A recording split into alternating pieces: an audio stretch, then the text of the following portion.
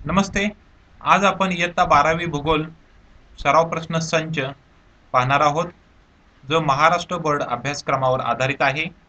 प्रश्न 1 ड. अयोग्य घटक ओळखा.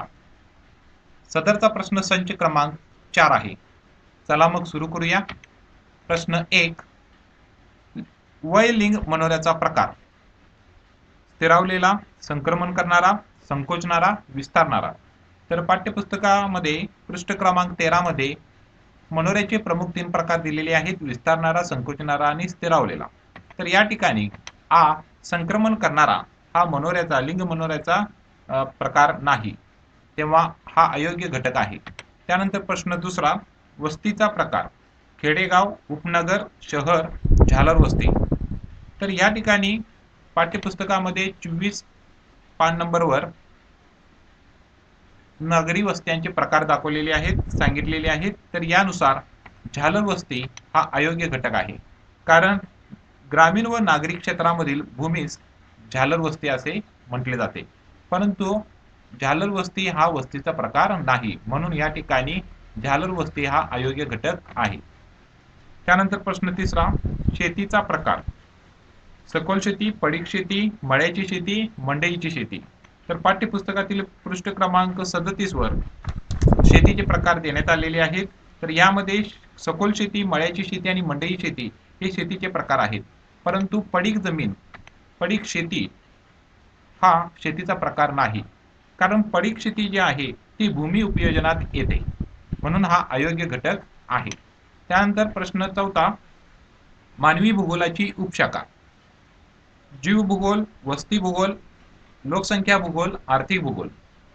तर यासाठी पृष्ठ क्रमांक 79 मध्ये भूगोलाच्या शाखा दिलेल्या आहेत. तर ह्यामध्ये आपल्याला दिसून येतं की वस्ती भूगोल, लोकसंख्या भूगोल आणि आर्थिक भूगोल या मानवी भूगोलाच्या शाखा आहेत. तर जीव भूगोल हा जो आहे तो प्राकृतिक भूगोलाची शाखा दिसून येते, म्हणून ह्या ठिकाणी जीव भूगोल हा जो आहे तो अयोग्य घटक आहे असं आपल्याला सांगता येईल.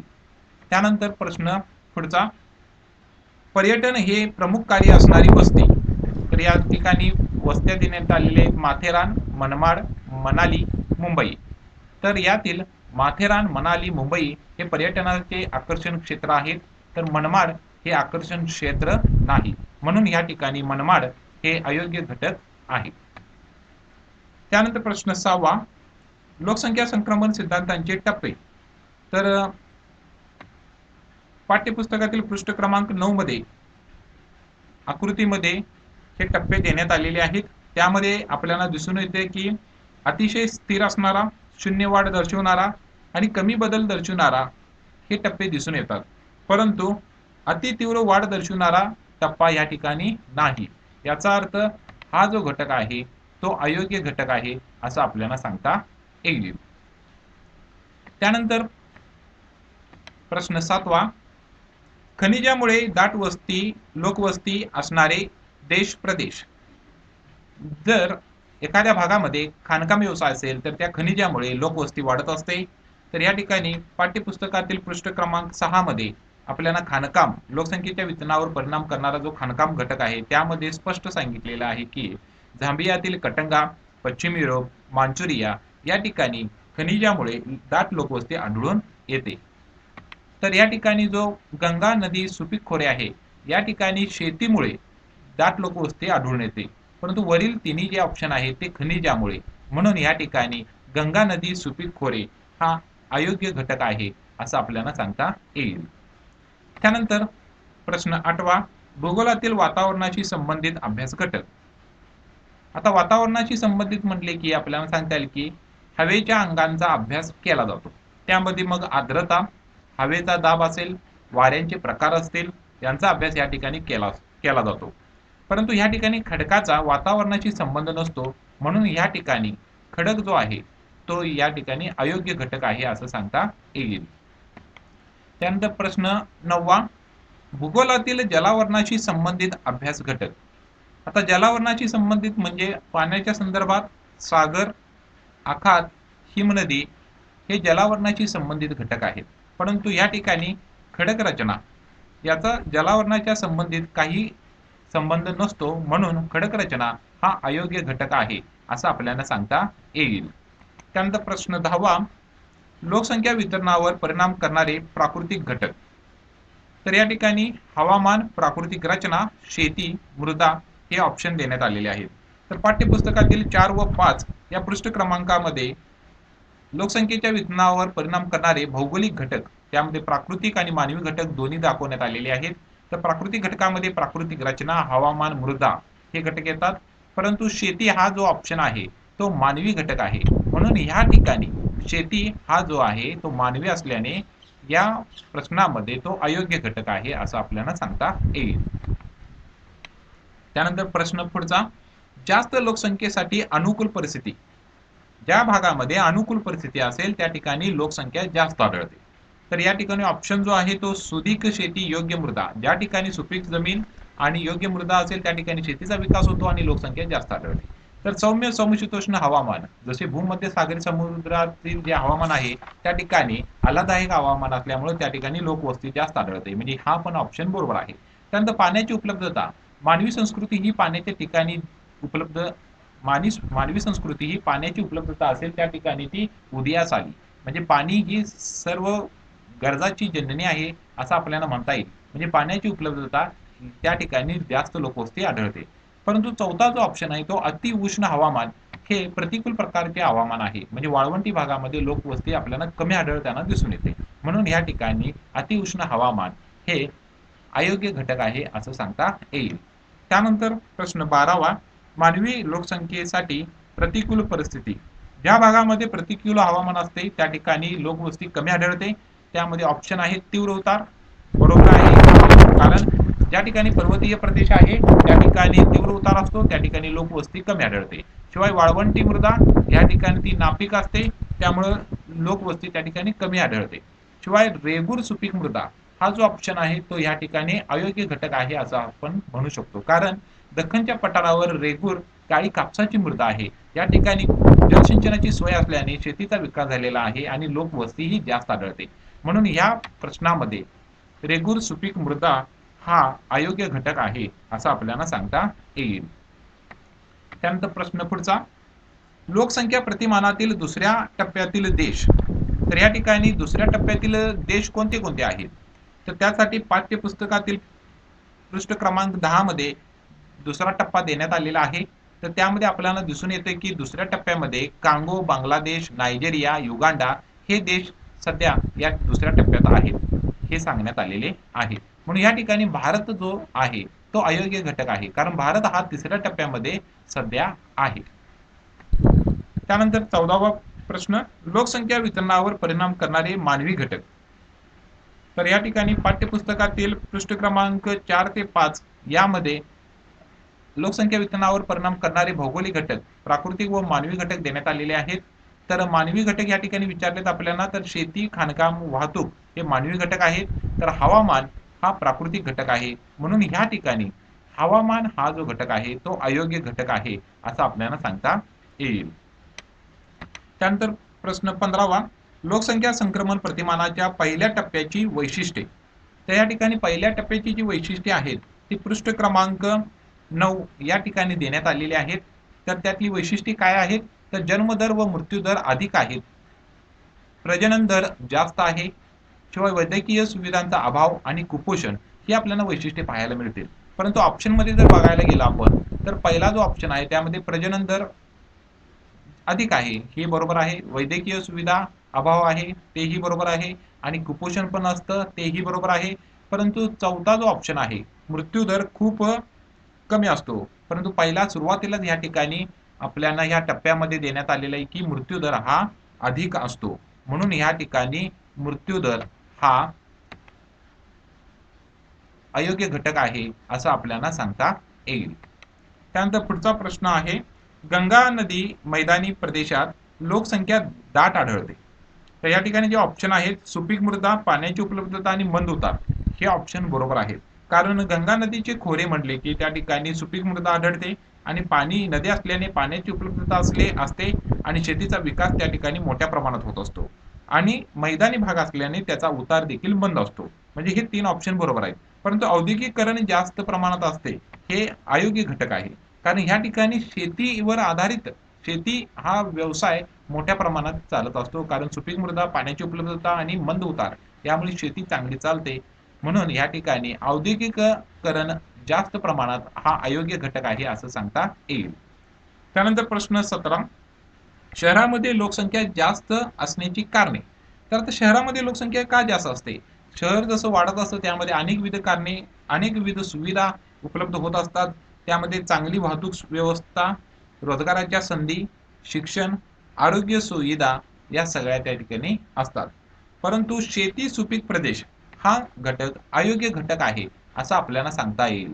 कारण शेती हा जो प्रदेश आहे तो ग्रामीण भागामध्ये मोठ्या प्रमाणात आढळतो, शहरी भागामध्ये तो नसतो. म्हणून या ठिकाणी शेतीसाठी सुपीक प्रदेश हा अयोग्य घटक आहे असं सांगता येईल. त्यानंतरचा पुढचा प्रश्न आहे मनोऱ्याचे प्रकार. तर मनोऱ्याचे प्रकार पृष्ठ क्रमांक 13 मध्ये देण्यात आलेले आहेत. त्यामध्ये विस्तारणारा, संकोचणारा, स्थिरावलेला. परंतु ह्या ठिकाणी उंचावणारा मनोऱ्याचा प्रकार नाही. म्हणून हा अयोग्य घटक आहे असं आपल्याला तो सांगता येईल. त्यानंतर प्रश्न पुढचा, 1000 पेक्षा जास्त लिंगरचना असणारे देश. तर आता 1000 पेक्षा जास्त लिंगरचना कुणाची आहे? तर या ठिकाणी पृष्ठ क्रमांक 13 मध्ये हे देश देण्यात आलेले आहेत. तर 1000 पेक्षा जास्त लाटविया, इस्टोनिया, रशिया व युक्रेन या देशाचे लिंग गुणोत्तर सर्वात जास्त आहे. तर या ठिकाणी संयुक्त अरब अमिरात जो आ घटक दिलेला आहे तो अयोग्य घटक आहे. कारण संयुक्त अरब अमिरात या देशात लिंग गुणोत्तर सर्वात कमी असल्याचे दिसून येते.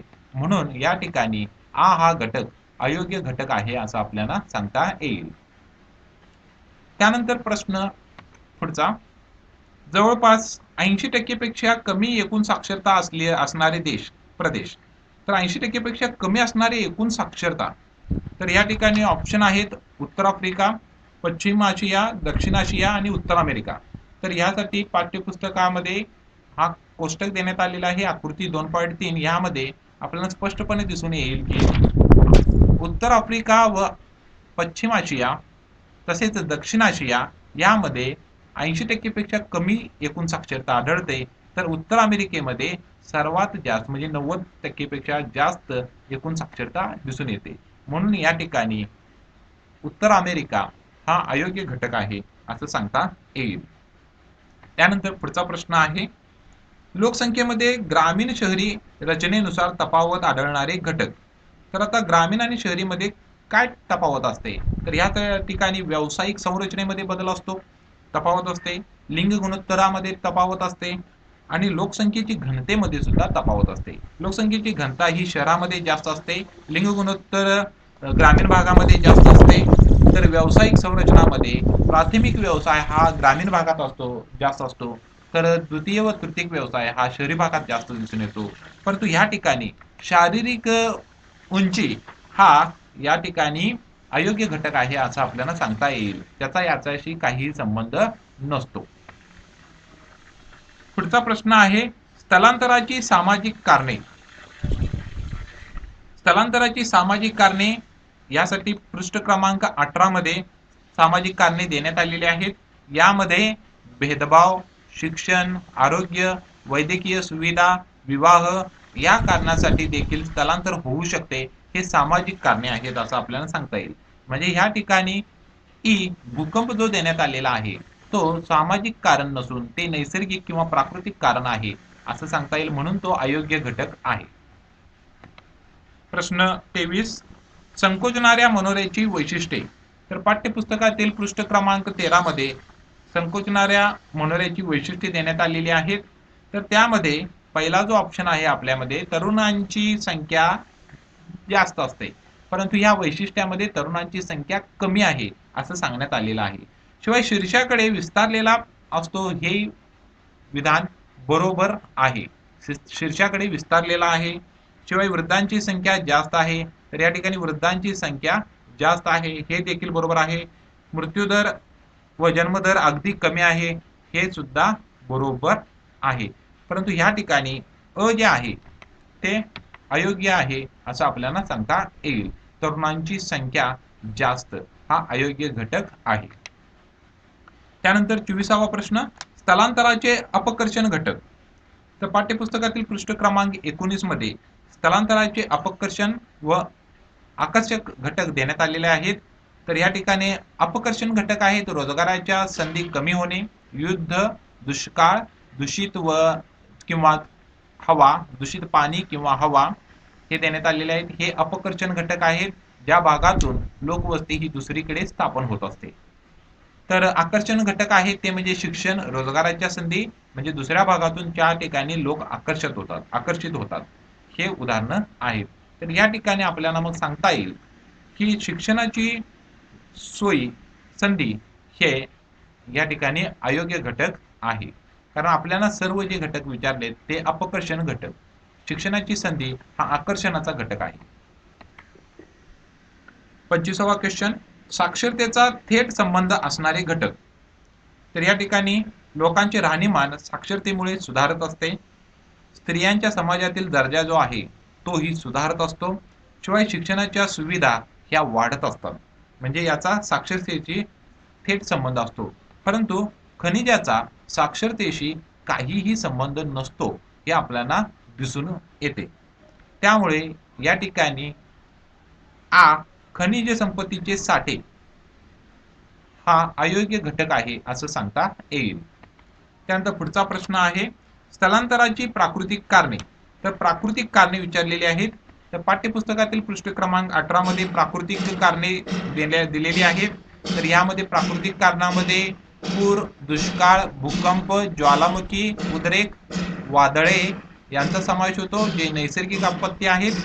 तर रोजगाराचा शोध हा आर्थिक कारण आहे. तर या ठिकाणी रोजगाराचा शोध हा अयोग्य घटक आहे असं सांगता येईल, कारण बाकीचे हे प्राकृतिक कारणे आहेत. त्यानंतर पुढचा प्रश्न आहे स्थलांतराचे आकर्षण घटक. तर पाठ्यपुस्तकातील पृष्ठ क्रमांक 19 मध्ये आकर्षण घटक दिलेली आहेत. तर या ठिकाणी शिक्षण, रोजगाराच्या संधी या आकर्षण घटक आहेत. शिवाय आल्हाददायक हवामान ज्या ठिकाणी आहे त्या ठिकाणी लोक आकर्षित होतात. परंतु प्रदूषित हवा हा आकर्षण घटक नसून तो अपकर्षक घटक आहे असं सांगता येईल. म्हणून या ठिकाणी प्रदूषित हवा हा अयोग्य घटक आहे. त्यानंतर पुढील प्रश्न, भूगोल अभ्यासकांची वैशिष्ट्ये. भूगोल अभ्यासकाची कौशल्ये. तर त्यामध्ये कौशल्ये पाठ्यपुस्तकातील पृष्ठ क्रमांक 76 मध्ये दिलेली आहेत. ती वैशिष्ट्ये आहेत निरीक्षण, नकाशा काढणे, विधा, सुसंघटन. म्हणजे निरीक्षणावर माणूस अभ्यासक जो आहे तो त्यावर मांडणी करत असतो, नकाशा काढत असतो आणि विधाचे सुसंघटन म्हणजे विधाचे माहितीचे संकलन, तिचे व्यवस्थापन, वर्गीकरण तो करत असतो. परंतु या ठिकाणी जो ऑप्शन आहे दर्जेदार वेशभूषा, याचा अभ्यासकाच्या कौशल्याशी काहीही संबंध नसतो. म्हणून हा अयोग्य घटक आहे असं सांगता येईल. त्यानंतर पुढचा प्रश्न आहे भूगोल तत्ववेत्ते हेकेटस. तर पाठ्यपुस्तकातील पृष्ठ क्रमांक 76 मध्ये हेकेटस यांची माहिती देण्यात आलेली आहे. तर आपला जो ऑप्शन आहे ग्रीक तत्ववेत्ते, या ठिकाणी ग्रीक तत्ववेत्ते.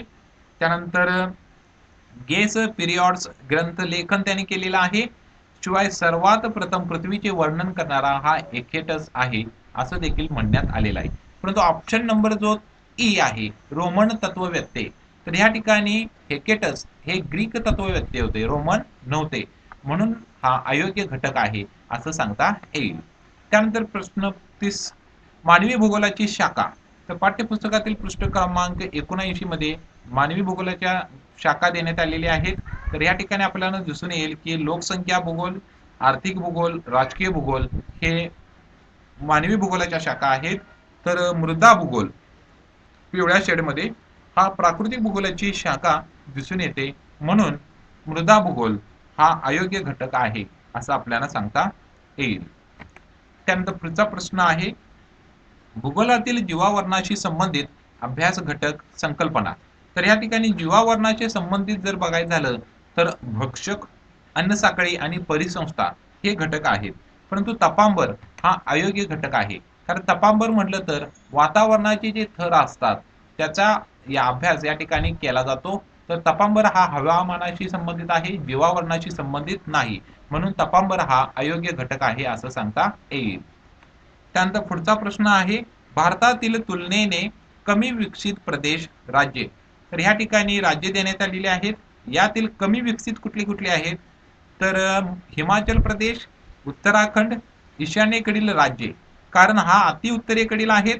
शिवाय बर्फाच्छादित काही प्रदेश असतो, उंच आहे, तीव्र उतार आहे आणि हिमालयाच्या पर्वतरांगा त्या ठिकाणी आहेत. म्हणून हा कमी विकसित प्रदेश आहे. परंतु महाराष्ट्र हा विकसित प्रदेश आहे. त्यामुळे या ठिकाणी या प्रश्नामध्ये महाराष्ट्र हा अयोग्य घटक आहे. तो जास्त विकसित असल्यामुळे तो कमी विकसित नाही. तर त्या पुढचा प्रश्न, वनक्षेत्राचा प्रदेशावरील परिणाम.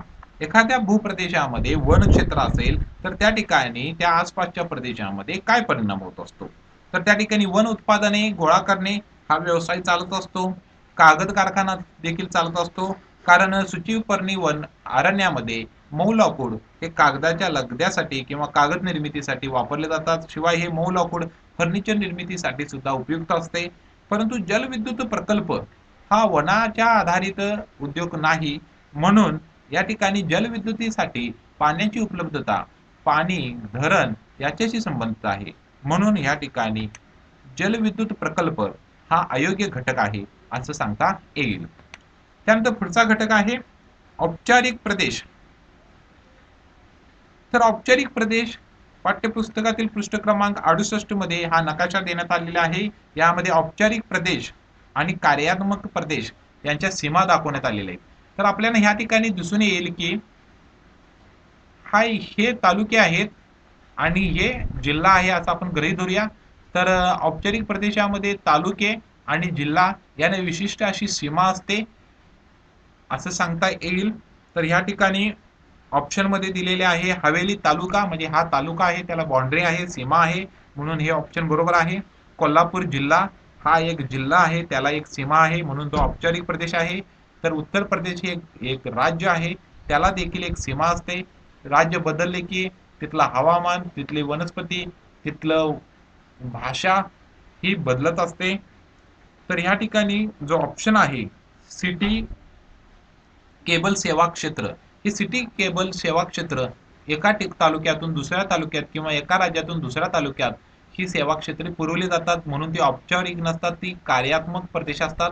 म्हणून या ठिकाणी आपल्याला जे ऑप्शन मध्ये औपचारिक प्रदेश विचारलेले आहेत, म्हणून सिटी केबल सेवा क्षेत्र हे कार्यान्वित आहे, म्हणून ते औपचारिक नाही. म्हणून हा या ठिकाणी अयोग्य घटक आहे असं आपल्याला सांगता येईल. त्यानंतर पुढचा प्रश्न आहे, प्रदेश निर्मितीसाठी भूरूप रचना. तर एखादा प्रदेश जर आपल्याला घोषित करायचा असेल तर त्यासाठी भूरूप रचना महत्वाची आहे. मैदाने, पर्वत आणि पठारे हे भू प्रकार आपल्याला माहित आहेत. कारण मैदाने त्यांची भूवैशिष्ट्ये वेगवेगळी असतात, तिथली वनस्पती, वनसंपदा, तिथला व्यवसाय यांची गुणवैशिष्ट्ये वेगवेगळी असतात. मैदाने यांची कमी उंची असते. शिवाय मैदाने झाल्यानंतर पठारे यांची भूवैशिष्ट्ये वेगळी आढळतात. तेथील हवामान, तिथली वनसंपदा, तिथले वसाहतीचे प्रकार हे वेगवेगळे असतात. पर्वतीय भागामध्ये अति थंड हवामान, बर्फाच्छादित सुद्धा प्रदेश असू शकतो. अशा पद्धतीनं प्रदेश निर्मितीसाठी हे भूरूप रचना असतात. परंतु सरोवरे या ठिकाणी हा अयोग्य घटक आहे असं सांगता येईल. त्यानंतर पुढचा प्रश्न आहे, प्रदेश संबोधण्यासाठी आवश्यक घटक. तर पाठ्यपुस्तकातील पृष्ठ क्रमांक 67 मध्ये प्रदेश संबोधण्यासाठी आवश्यक घटक दिलेले आहेत. त्यामध्ये स्थान, भौगोलिक विस्तार, सीमा, श्रेणीबद्ध उतरंड यांचा समावेश होतो. परंतु ह्या ठिकाणी जो ऑप्शन ई आहे बुद्धिमत्ता, याचा प्रदेशाशी काहीही संबंध नसतो. प्रदेश त्याच्यावर आपण निर्मिती करू शकत नाही. म्हणून या ठिकाणी बुद्धिमत्ता हा अयोग्य घटक आहे असं सांगता येईल. त्यानंतर पुढचा प्रश्न आहे, पर्वतीय प्राकृतिक प्रदेश. आता पर्वतीय प्राकृतिक प्रदेश म्हणजे आपल्याला माहित आहे की हिमालय, रॉकी आणि अँडीज हे पर्वतीय प्रदेश आहेत, म्हणून ते प्राकृतिक नैसर्गिक प्रदेश आहेत.